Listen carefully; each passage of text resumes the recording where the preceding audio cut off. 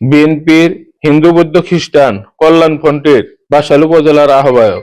এখন আমি বিএনপি থেকে জামাতে ইসলামে আসার কারণ আমার নাম হচ্ছে উত্তম কুমার সাহা, আমাদের বাড়ি বাসাইল শাহপাড়া।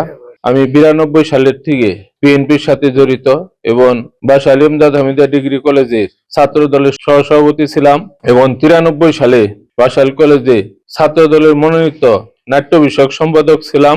তার পরবর্তী থেকে আমি এই বিএনপি যুব দল এবং বিএনপির বাসাইল পৌরসভার 2 নং ওয়ার্ডের সাধারণ সম্পাদক, বিএনপির হিন্দু বৌদ্ধ খ্রিস্টান কল্যাণ ফ্রন্টের বাসাইল উপজেলার আহ্বায়ক।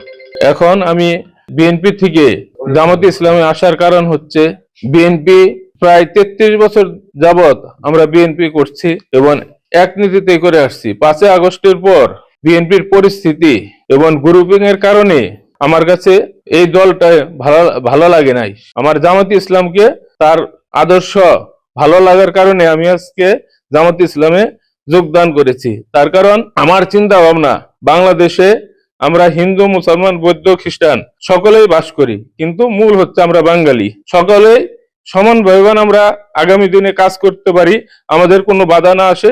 সেই জন্যই আজকে আমার জামাতে ইসলামে যোগদান করা, মানুষের কল্যাণ সাধনের জন্য।